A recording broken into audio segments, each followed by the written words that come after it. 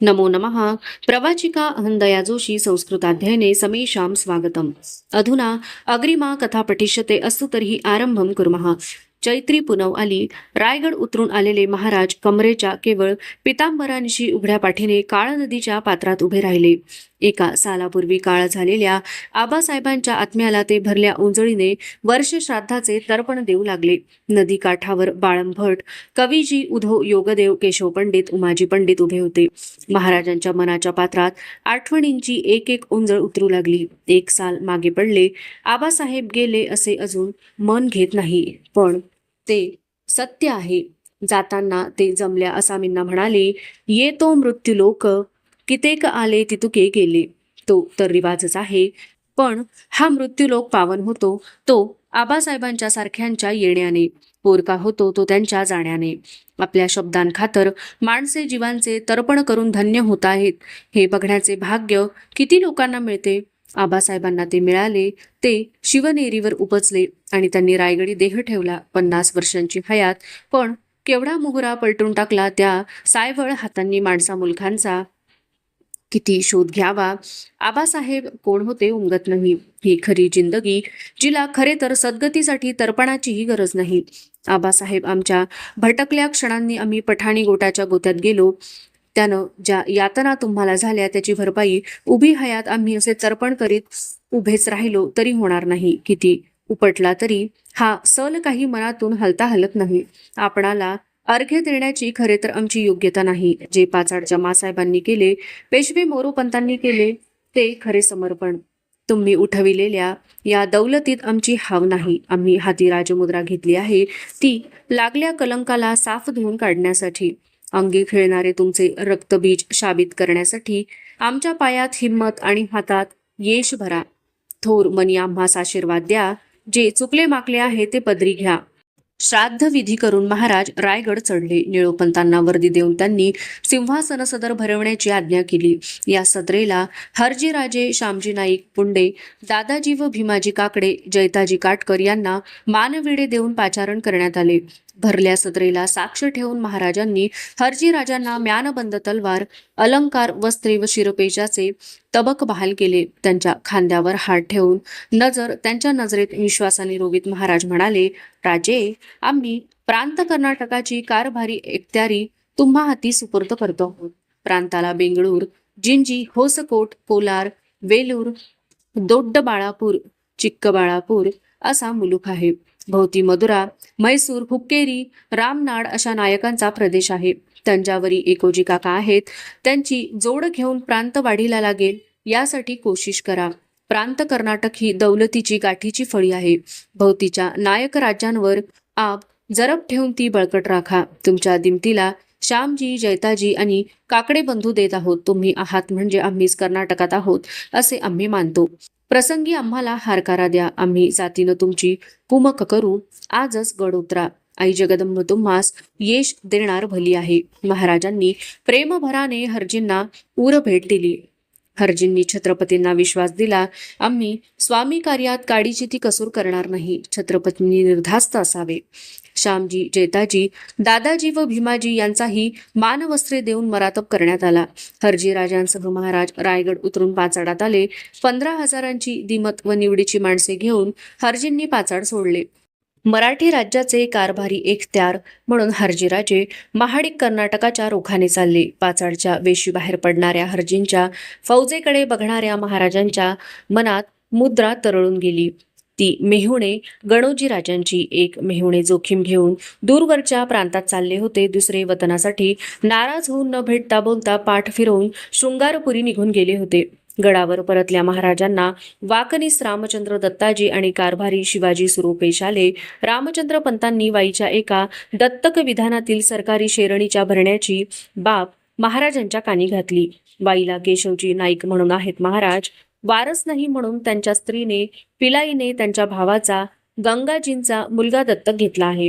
थोरल्या स्वामींच्या संमतीनेच हे दत्तक विधान झालेले आहे. या विधानासाठी केशवजींनी सरकारी शेरणी म्हणून 5,000 हुनांचा भरणा दफ्तरी करावा असा कौल थोरल्या स्वामींनी दिला होता. पैकी 2,000 होऊन केशवजींनी भरणा केले आहेत. बाकी निघणाऱ्या 3,000साठी ते हप्ते जोडून मागताहेत. केशवजी असामी कसा? महाराजांनी अंदाज घेत विचारले. माणूस शब्दाला जागणारा आहे. हप्ते दिले तर होऊन होऊन पावता करील. शिवाजी सुरूंनी इतबार दिला. मग त्यास हप्ते बांधून द्या. महाराजांनी लागलीच निवाडा दिला. रामचंद्रपंत आणि शिवाजी सुरो समाधानाने मुजरा देत निघून गेले. मुजुमदार आल्यात बाहेर. खिदमतीच्या जोत्याजीने वर्दी दिली. येऊ त्या त्यांना. महाराजांना अण्णाजी काय यावेत याचा माग आला नाही. आत आलेले अण्णाजी मुजरा देऊन कसल्या तरी विचाराने तसेच उभे राहिले. बोला अण्णाजी, काय आहे? एवढे सडेतोड बोलीचे अण्णाजी तरीही घुटमळलेच. ते बोलायला भांगा शोधतायत हे ताडून महाराजांनी त्यांना दिलासा दिला. अण्णाजी, काही खास बाब असली तरी निसंकोच सांगा. जी, संगमेश्वराचं देशकुलकर्ण वारसाविना पडून आहे. स्वामींनी आमची कदर करण्याचं मनी घेतलं तर. अण्णाजींना मनोमन महाराजांची धास्त वाटत होती. हा प्रस्ताव ठेवताना छत्रपतींच्या मनात समर्थांचा बोध फिरून गेला.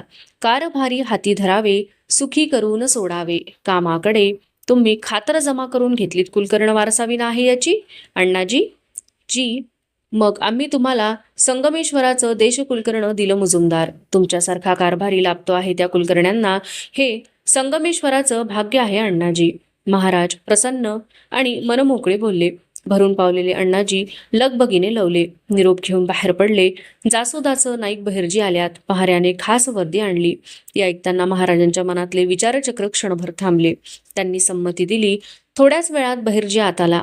अंगच्या मोगली पेहरावाने आणि हनुवटीवर चढविलेल्या नकली कोरीव दाढीने तो चटकन ओळखू येत नव्हता. त्या वेशातच त्याने जोहार दिला. त्याला घेऊन महाराज एका बंदिस्त कोठीत गेले.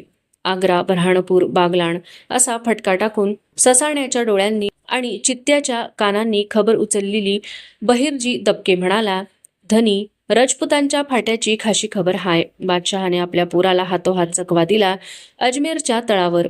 शहजादा अकबर राजपुतांच्या मेळ घेऊन बापावर चालून गेला, पर निभला नाही. बादशहानं त्याचाच नावाची बनावट पत्र केली. तू राजपुतासनी घेर टाकून माझ्या सामने आणलास. भली खिदमत केलीस. तू निम्या मिळून हे राजपूत काटून काढूया. अशी लागीची ती पत्र होती. बादशहाने ती राजपूत सरदारांच्या नेमकी हातात जातील अशी खबरदारी घेतली. तसंच झालं. ती दस्त पत्र वाचून राजपूत बिथारला. रातोरात अकबराचा तळ टाकून पांगापांग झालं. 60,000 होतं त्या जागेला 20,000ची हशम टिकला नाही ऐन वक्ताला. हाय खाल्ल्याला अकबर रानोमाळ पळतोय. बोलवा हाय त्यो आपल्या मुलकात सरकावा. बहिर्जींचा शब्दांशब्द ध्यान देऊन ऐकलेले महाराज विचारात गेले. त्यांनी महत्वाचा प्रश्न बहिर्जीला घातला. बादशहाची चाल काय आहे नाईक पुढं? तिकडं मोगलाईत हवा हाय त्यो दख्खनेत उतरणार म्हणून बऱ्हाणपूर, औरंगाबादेत जोराची तयारी हाय त्याच्या येण्याची. महाराजांची चिंताक्रांत नजर बहिर्जींच्या कोरीव दाढीवर फिरली. ठीक आहे नाईक, तुम्ही 4 दिवस विसावा घेऊन निघा. निवडीचा तेवढा खबरगीर बऱ्हाणपूर, औरंगाबादेत पेरा. जे मिळेल ते टाकोटाक आम्हास पावते करीत चला. बाप भावानंतर आता मुलाच्या पाठीशी लागलेल्या औरंगजेबाचा विचार करीतच महाराज कोठी बाहेर पडले. चांगोजीला बोलवून त्यांनी एक आज्ञा केली. तिचा हेतू होता आता गड सर्व बाबींनी निर्मळ नांदता राहावा. चांगोजी, मासाहेबांच्या थोरल्या महालावरील चौकी पहारे आता काढून घ्या. महाल खुला ठेवा. महाराजांच्या ध्यानीमनीही नव्हती की या आज्ञेतून केवढे रामायण पुढे उभे राहणार आहे. नर्मदेच्या उत्तरेस महेश्वरला आलेल्या औरंगपुत्र अकबराने महाराजांना लिहिलेल्या फारशी पत्राचा मराठी तजुर्मा प्रल्हाद निराजींनी कवी कुलेशांच्या मदतीने सिद्ध केला. त्यांच्यासह प्रल्हादपंत महाराजांच्या भेटीस आले. शहजाद्याकडून आल्या पत्राचा तजुर्मा तयार झाला आहे महाराज. प्रल्हादपंतांनी हातची तर्जुमावळी पुढेशी केली. वाचा प्रल्हादपंत, शहजादा अकबराचा मनसुबा. महाराजांनी त्यांना फरमावले. प्रल्हाद निराजी तजुर्मा वाचू लागले. महाराजांचे अग्रणी शंभूराजे यांसी माझ्या अमर्याद कृपेची आशा ठेवून जाणावे की सर्व हिंदूंचा नायनाट करणे हाच माझे आबाजान अलमगिरांचा राज्याच्या प्रारंभापासून हेत होता व आहेही. त्यांचा हा हेत महाराजा जसवंत सिंगाच्या मृत्यूनंतर सर्वांस उघडपणे कळून चुकला आहे. याच उद्दिष्टासाठी अलमगिराने उदयपूरच्या राणा राजसिंगावरही हमला केला. ज्या अर्थी सर्व माणसे हुदातालाची लेकरे असून तो सर्वांचा रक्षण करता आहे, त्या अर्थी त्याची हिंद हीच मायभूमी आहे. अशा इथल्या जमीनदारांचा, रयतेचा, हिंदुस्थानच्या पातशहाने नाश करणे सर्वस्वी अयोग्य आहे. हिंदच्या लोकांचा असाच नाश होऊ दिला तर माझ्या खानदानाला एक दिवस हिंदुस्थानच्या पातशाहीलाच मुकावे लागेल. मी माझे खासगी चाकर घेऊन अलमगीरावर खफा होऊन शहजनाबाद, लाहोर, एलगड, बागलाण असा प्रवास करून भैसवाडजवळ नर्मदा ओलांडून आलो आहे. रजपूत सरदार दुर्गादास राठोड माझ्याबरोबरच आहेत. देवाच्या कृपेने जेव्हा दिल्लीचे तख्त माझ्या हाती येईल तेव्हा मी नामधारी बादशाह असेन. सर्व राज्य तुमचेच होईल. तुमच्या व माझ्याबाबत अलमगीराच्या मनात असलेल्या शत्रुत्वाचा पूर्ण विचार करून आपण दोघांनी एकच ध्येय गाठण्यासाठी जुटीने यत्न करण्याचा निश्चय करूया. जग कधीच एकाच परिस्थितीत राहत नाही. कमावलेले नाव आणि सत्कार्य मात्र चिरकाल टिकते. योद्ध्यापासून एवढीच काय ती उमेद असते. तुमचे शौर्य व जबर धडाडी यांचा विचार करून मी तुमच्या राज्यात प्रवेश करण्याचे ठरविले आहे. अधिक लिहावे असे नाही. शहाण्याला फक्त इशाराही पुरेसा असतो. प्रत्यक्ष पुत्राने रेखलेले ते आपल्या बापाचे बादशहाचे चित्र मोठे बोलके होते. ते ऐकून महाराज विचारमग्न झाले. एकेकाळी ते स्वतः विजापूर दरबाराच्या मसूद खानाला सोनेरी कटारीसारखे वाटले होते. आज त्यांना आपल्या राज्यात येणारा शहजादा अकबर तसाच वाटू लागला. तो औरंगपुत्र होता. साधा देवडीवाला सुद्धा चिलमीवर ठेवायचा इंगळ हाताला चटके बसणार नाहीत असा घोळवीत उचलतो. हा तर शाही निखारा होता. त्याला उपेक्षून चालणार नव्हते. तसेच त्याला अवाजवी महत्त्व देऊनही उपयोगी नव्हते. अकबर आपली मार खाल्लेली किस्मत आणि पळती पावले घेऊन येत होता. कवीजी, तुमचा काय सल्ला आहे तो शहाजाद्याबाबत? बादशाह का पुत्र है अकबर, जितना हो उसका लाभ उठाना चाहिए स्वामी. कुलेशांनी मसलत दिली. चुकता हात कवीजी. काव्यात यतिभंगासाठी येणाऱ्या अडगर मात्रेसारखा आहे हा शहाजादा. आम्ही त्याला अधिक महत्त्व देणार नाही. तो जेवढा फायद्याचा ठरण्याची शक्यता आहे तेवढाच नुकसानीत घालणारा ठरू शकतो. त्याचा पुरा अंदाज पडेपर्यंत त्याच्या या पत्राला दाद देऊ नका प्रल्हाद पंत. त्याच्या वाटेवर चलाख जासूक पेरा. महाराजांनी निर्णय घेतला. मुंबईच्या टोपीकर दरबारातून आलेल्या आवजींसह निळोपंत महाराजांच्या भेटीसाठी आले. आवजींनी गोऱ्या दरबाराने महाराजांना दिलेला 150 रुपये किमतीचा नजराणा पेश केला. त्याला हात देऊन महाराजांनी आवजींकडून हेजिबीचा तपशील घेत विचारले, टोपीकर हापशाला राखून आहेत की त्याला फटकारतात? आम्ही गेल्यापासून 1 महिन्यातच साहेबाने आपले गॅरी व ठारविन हे वकील जंजिऱ्यावर हापशांशी बोलणे करायला पाठवले. नागोठाणे, आपटे, पेण भागात चालणारी हापशांची लूटमार थांबली पाहिजे, नाहीतर मुंबई बंदर त्यांना मना होईल अशी जरब गोऱ्यांनी सिद्ध्याला भरली आहे. टोपीकर हापशांशी काटेकोर वागत आहेत. आम्ही महाराजांचा निरोप गोऱ्या साहेबांच्या कानी घातला. त्यामुळं इंग्रजांनी हापशांना धारेवर धरला आहे. आता हापशी कुठं आहे? समाधानी चर्येने महाराजांनी विचारले. गलबती तांड्यासह तो सुरत बंदराकडे गेला आहे. आवजींनी मुंबईत राहून सिद्ध्याच्या हालचालींवर बारीक लक्ष ठेवले होते. ठीक आहे म्हणत महाराज बैठकीवरून उठू लागले. बरेच दिवस मनात घोळत असलेला एक विषय कुलेशांनी चालता केला. महाराज का अभिषेक समारोह हुआ लेकिन युवराज्याभिषेक पुत्र के कारण रह गया, इसलिए काय मनी आहे तुमच्या छंदोगामात्य? महाराजांना त्यांना काय सुचवायचे आहे ते कळले नाही. एक पुत्रकामेष्टी यज्ञ संपन्न किया जाय तो. कवीजींनी जिव्हाळ्याच्या विषयाला तोंड फोडले. महाराजांनी हसत त्याला दाद दिली. तुम्ही खरेच छंदोगामात्य शोभता कविराज. जीवन हेही अनेक छंदांनी आकार घेणारे काव्यच आहे. यज्ञ हा त्याचाच भाग असेल तर तो तरी का बाजूला ठेवावा? कारभाराच्या मदतीने तुम्ही त्याची तयारी करा. छत्रपतींनी बैठक सोडली. कविराज, चला जरा मावळ माचीवरून मासाहेबांच्या सदरेचं दर्शन घेऊन येऊ. जाता जाता त्यांनी कुलेशांना फरमावले. कवीजी, जोत्याजी यांच्यासह महाराज मावळ माचीकडे चालले. महाराजांनी पाठीमागून येणाऱ्या कवी कुलेशांचे एका बाबीकडे ध्यान वेधले. छंदोगामात्य आम्ही तुम्हाला कवीजी म्हणतो तसे आमच्या मावळ माणसांना जमत नाही. ते तुम्हाला कब्जी म्हणतात. कुलेश म्हणायला अवघड पडतं म्हणून कलुशा म्हणतात. तुम्ही नाराज तर नाही ना यावर? हे सांगताना छत्रपतींना आपला उल्लेख मोगल, आदिल, कुतुबशाही व टोपीकर फिरंगी दरबारात संभा असा केला जातो हेही आठवले. हम नाराज नाही स्वामी, कवी कुलेश हसत उत्तरले. माचीवरून पाचाडच्या सदरेचे दर्शन घेणाऱ्या महाराजांच्या मनात एकच शब्द घंटानादासारखा घुमत होता. पुत्रकामेष्टी यज्ञ. 2 पुत्र कैदेत असताना हा यज्ञ करायचा. आम्ही या कवींना म्हणालो, जीवन हे काव्य आहे, पण ते साधं काव्य नसून एक खंड काव्य असतं. ओठांवर हसू वागवीत अंतरंगातील अग्निखाया कोणाच्याही दृष्टीस पडणार नाही याची खबरदारी घेतच ते वाचावं, अनुभवावं लागतं. रायगडावर विधियुक्त पुत्रकामेष्टी यज्ञ पार पडला. आता त्र्यंबकला पोहोचलेल्या अकबराला पालीच्या सुधागडावर नेण्याची जोखीम राजांनी चिटणीस बाळाजी औजी व बहिर्जी भोसले यांच्यावर सोपवली आणि डिचोली भागात उतरण्यासाठी रायगड सोडला. समवेत खंडोजी बल्लाळ, येसाजी, गंभीरराव, कवीजी वगैरेंना घेतले. पोलादपूर महाडमार्गे कोयना घाट चढून जावळीचे देशाधिकारी काशी रंगनाथ, मलकापूरचे देशाधिकारी बापूजी त्रिंबक यांची जोड घेत महाराज पन्हाळ्यावर आले. जवळजवळ 1 सालानंतर ते पन्हाळ्यावर येत होते. माळवत उतरून सदरेला आपल्या छत्रपतींना मुजरा देत खंडोजींनी कानी घातले. दमण भागात आपल्या शिबंदीनं फिरंग्याची काही घरं जाळली आणि काही असामी कलम केले आहेत. महाराज बारदेश भागात फिरंग्यांनी पंधरवड्यापूर्वी आपला एक गाव पेटवून गावचौकीत लाकडं रचून दिवसाढवळे आपली माणसं जाळली होती. त्याचा जाब दिला गेला दमण भागात. छत्रपती काही बोलणार तो पन्हाळ्याचे सरनौबत म्हालोजी बाबा आत आले. लवून म्हणाले, वलंदेजी साहेब आलाय, भेटावं म्हणतोय धन्यासनी. महाराजांनी म्हालोजींना संमतीदर्शक हात दिला. घोळदार किरमीची अंगरखा घातलेला, दोन्ही बगलांना झुरमुळ्यांसारखी झालर असलेली पायघोळ विजार चढविलेला उंचापुरा गोरापान डच वकील लेफेबेर दुभाष्यासह आत आला.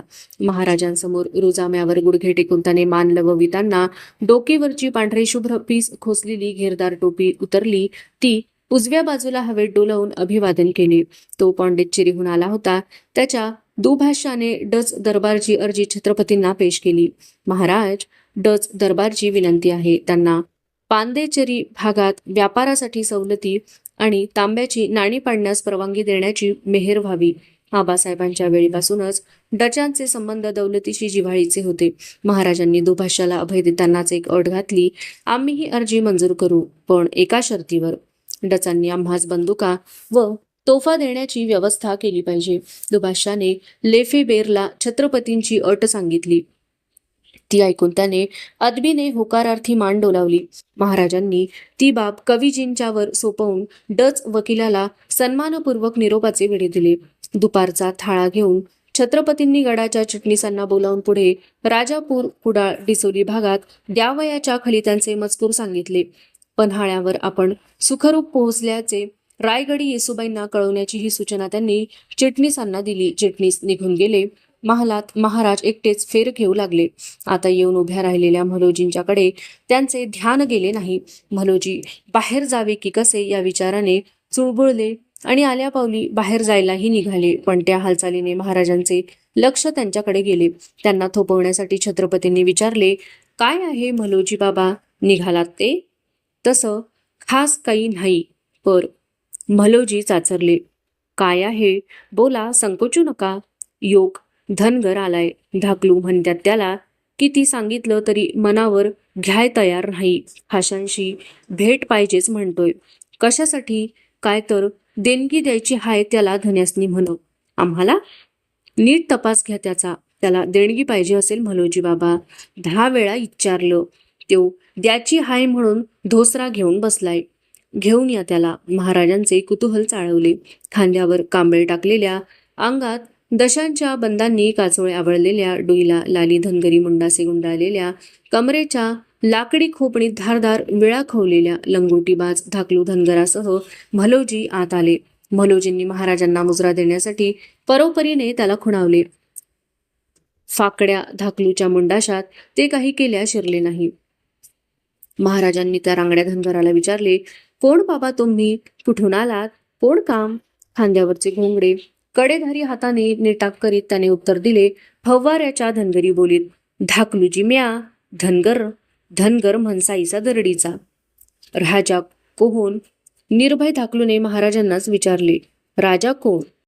छत्रपतींना समोरचा धनगर अरबी घोड्यासारखा ऐटदार वाटला. त्याला धीर यावा म्हणून ते म्हणाले, आम्हीच राजे.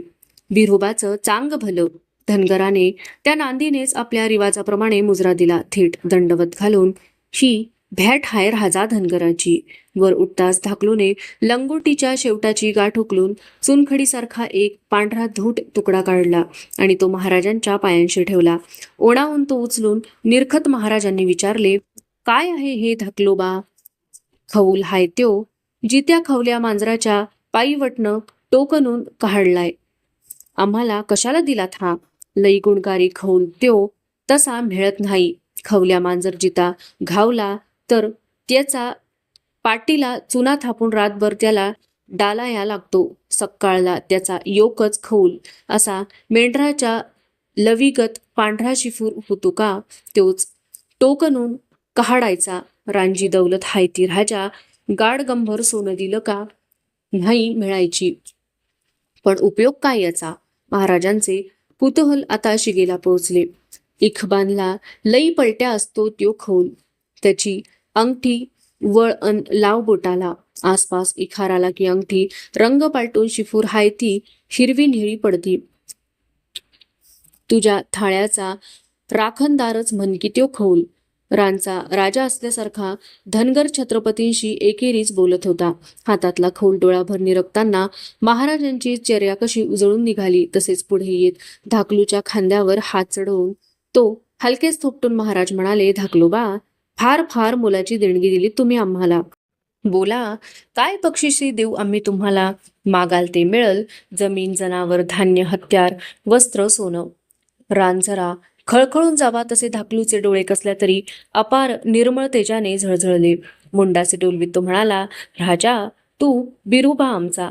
खय्याला हात ठेवलास का घ्याई पावली माझी. काय नगदेवा चांग भलं. उभा धनगर पुन्हा सरळ आडवा झाला आणि त्याने आपले मुंडासे छत्रपतींच्या पायांवर ठेवले. दंडवत घातला. त्याला उठवून उर भेट देणाऱ्या महाराजांचा उर भरून आला. रान झुळकीसारखा आला तसा धाकलू महाला बाहेर पडला आणि मसाईच्या दरडीच्या वाटेला लागला. हातातील खौल निरखणाऱ्या छत्रपती संभाजी महाराजांना थोडी सुद्धा कल्पना नव्हती की रायगडी सोयराबाईंच्या महालातून कानमंत्र घेऊन बाहेर पडलेल्या अण्णाजींनी मंत्रीवाडीतील आपल्या वाड्यात एका गुप्त कारस्थानाची खलबती बैठक बसवली होती. राघव, वासुदेव, बापू माळी, सूर्यानिकम, हिरोजी फर्जंद, अण्णाजींचे बंधू सोमाजी दत्तो, त्र्यंबकहून परतलेले चिटणीस बाळाजी अवजी अशी मंडळी दबक्या आवाजात अण्णाजींशी बातचीत करीत होती. एक काळे गुट्ट कारस्थान एकांती रचले जात होते. सुधागडहून सुभेदार जिवाजी हरींचा माणूस निरोप घेऊन आला. शहाजादा अकबर पालीजवळ धोंड्याशाला पोहोचला आहे. महाराजांच्या भेटीचा आग्रह धरून आहे. त्यांच्याजवळ 400च्या आसपास घोडा, 200 उंट आणि मामूली हशमांची शिबंदी आहे. तो रसदीची मागणी घालत आहे. काय करावं, हुकूम व्हावा. महाराजांनी निळोपंतांना पत्र पाठवून रायगडाहून हिरोजी फर्जंद यास पन्हाळ्याला बोलावून घेतले. हिरोजी आग्रा दरबार बघून आलेला जाणता असामी म्हणून अकबराकडे धाडण्यासाठी महाराजांनी त्याची निवड केली होती. हिरोजी मनचा मागमूस न देता कान पाडून महाराजांना पेश झाला. त्याला आज्ञा देण्यात आली, फर्जंद, तुम्ही वकुबाचे म्हणून आम्ही तुम्हाला शहाजादाच्या भेटीसाठी पालीला पाठवित आहोत. जाताना 1000 रुपये, रत्न हिरेजडीत मोतीकंठा आणि हिरे मडवलेला तुरा शहाजाद्याला, जिवाजींना शहाजाद्याला रसद देण्यास सांगा. एक खलिता आम्ही सिद्ध केला आहे. तो कविजींच्याकडून घ्या. आपला आब ठेवून शहाजाद्याची भेट घ्या. जी हिरोजींच्या मनात काळे शिवार पोटरीला आले होते, तरीही आदम मुजरा देत तो कमरेत लवला. शहाजाद्याला द्यायच्या नजराना तबकाला हात लावणाऱ्या छत्रपतींच्या उजव्या हाताच्या तर्जनीत खवली अंगठी चढली आहे हे हिरोजीच्या ध्यानी यायचे कारण नव्हते. हिरोजी मुजरा देऊन बाहेर पडला. महाराजांच्या भेटीसाठी 32 शिराळ्याचे कृष्णाजी भास्कर आले. त्यांनी विनंत घातली, शिराळा भागात सैन्य संचणी जारी आहे. साहेबस्वारीने एकदा त्यावर नजर टाकावी. संध्याकाळ धरून महाराज, कृष्णाजी भास्कर, बापूजी त्रिंबक, खंडोजी कविजी यांच्यासह पन्हाळा उतरून शिराळा पेट्याच्या वाटेला कूच झाले. वारणा ओलांडून त्यांनी शिराळा गाठला. भुईकोटा समोरच्या मैदानात संचणी होणाऱ्या मावळ जवानांची भेट घेतली. एक दिवस शिराळ्यात मुक्काम करून छत्रपती सर्वांसह मलकापूरला आले. बापूजी त्रिंबकांच्या वाड्यात सहरेला मांडलेल्या बैठकीवर महाराज बसले होते. त्यांना बापूजींनी तुलाई देसाई निकम भेटीला आल्याची वर्दी दिली. तुलाजींचा चेहरा त्रासिक, चिंताक्रांत दिसत होता. महाराजांना मुजरा घालून तो चिडेने बोलला, धनी, आम्ही आल्या सावलीला हाव काय मोगलाई? काय आहे देसाई, नीट सांगा. महाराजांनी त्याला सुमार केला. आमाकडं बेळाजी तर्फेच्या 12 गावांच्या देशमुखीचा भोगवाटा हाय. तो शिराळा पेट्याला जोडून असता बळेच वारण खोऱ्याला जोडून आमासनी गोत्यात घातलं या स्वामी. कुणी? छत्रपतींची चर्या ताठर झाली. वारण खोऱ्याचं देशमुख सोमाजी बांदलांनी. काय म्हणताय हे देसाई? एका तर्फेचा 12 गाव तोडून दुसऱ्या पेट्याला घेतला आहे बांदलांनी? महाराजांनी बापूजी व कृष्णाजी यांच्याकडे वळून विचारले. जी, निकमांचा गाव शिराळा पेट्याचा हे खरं आहे. कृष्णाजी भास्करांनी इतबार दिला. आम्ही बांदलांना हे अन्यायाचा हे करू नका म्हणून सांगून थकलो. ते जुमानत नाहीत महाराज, बापूजी बोलले. महाराजांची चर्या लालावून आली. त्यांनी कडक शब्दात तुलाजींच्या खटल्याचा निवाडा दिला, ज्यात बांदलला भिक्षा नको कुत्रावरा म्हणण्याचीच पाळी यावी. छत्रपती बापूजी त्रिंबक आणि कृष्णाजी भास्करांना म्हणाले, आम्ही तुमच्या नावे आज्ञापत्रे देऊ. या देसायांचे 12 गाव शिराळा पेट्याला जोडून चालवा. दुसऱ्याच्या स्थावराला मनचहा हात घालणाऱ्या सोमाजी बांदलांना कळू द्या की तसे झाले की कशी कोणमार होते. कवीजी बांदलांची वारणखोरीची देशमुखी सरकारी दिवाणात अमानत झाल्याचा हुकूम द्या. तुलाजी देसाईच्या चेहऱ्यावर समाधान पसरले. बापूजी, कृष्णाजी, कवीजी सारांनाच समजून चुकले की महाराज केवळ न्यायालाच कौल देण्यात तत्पर नाहीत तर अन्यायाला फोडा घालण्यातही तयार आहेत. अवशिष्टा कथा अग्रिमे भागे पठिष्यते. अस्तु तर्हि पुनर्मिलामः. तावन् मंगलं भूयात्, शुभं भूयात्. नमो नमः. धन्यवादः.